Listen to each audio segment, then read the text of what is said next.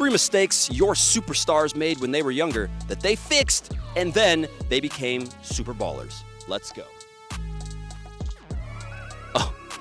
Oh, these? Yeah, no big deal. Let's just, let's run this out for you guys here.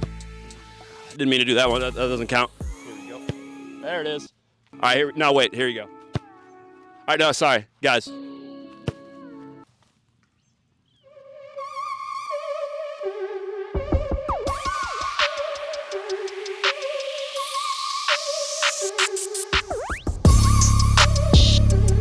Everybody is well aware of all the stars and how they are now, but one of the things we don't talk about is how they got their start, what happened, what sort of mistakes were they doing, and how did they correct them. That's the most important, because we could list off tons and tons of different things that players do. And,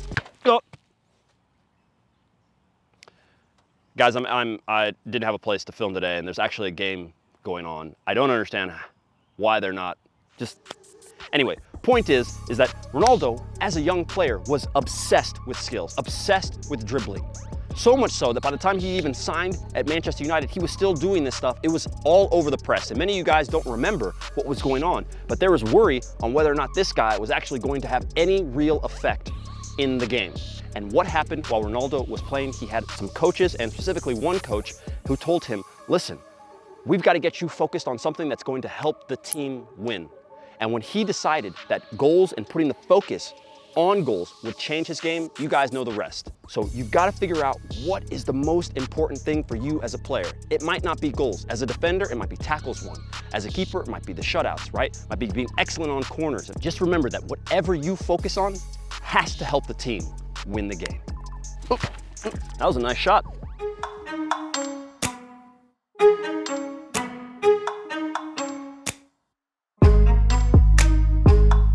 All right, my friends, number 2, our friend Ibrahimovic. Tremendous player, just retired. While he was a young player, he had a lot of issues with containing and controlling his emotion. Why is that? Well, he's a ball of energy. This guy is ready to play. He's ready to win. He's ready to fight. But what happens? If your emotions get in the way, if they get in your red cards, if they're not allowing you to focus on what we just talked about in the first point, the thing that will help the team win, then your emotions are an issue, right? And it took him much later in his career to kind of control that. But what happened once he did, all right? Once he got a good understanding of, I can't just go kick someone. I can't just let this person get in my head and do this. He became a beast. So much so that everybody feared him, right? When these things happen to you on the field or off the field, find a way to channel that anger, emotion, sadness, whatever it is, find a way to channel that into the thing that matters most. You go to train, right? Do some meditation, relax before the game, take a deep breath before you do any sort of action, right?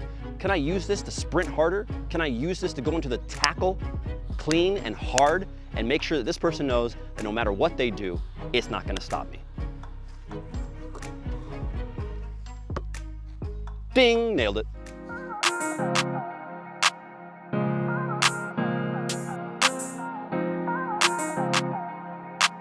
Last but not least, our friend R9, Ronaldo, the Brazilian superstar, was a baller. And he was always a baller. That's the thing. And that's also the problem, is because when it came time to train in order to strengthen and to be flexible, right? And to stretch and to do some prevention, he wasn't all about it, right?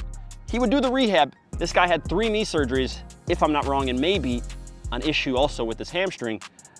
But man, if only he could have done the prevention exercises, the strengthening exercises, done things for his flexibility in order to prevent any sort of issue and to strengthen and continue to get better after the rehab, who knows how many goals this guy would have scored. I mean, he might have scored 8 million goals.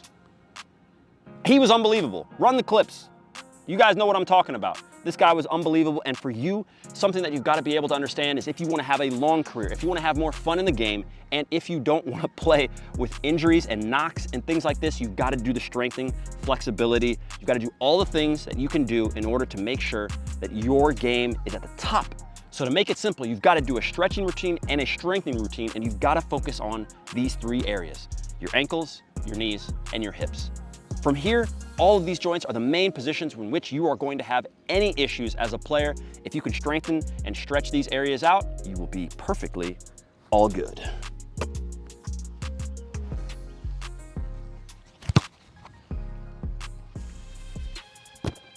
That's the vid, my friends. Leave us a like, comment, and subscribe. Check out everything we've got for you right down below in the description box from us here at Unisport, and we will see you guys later.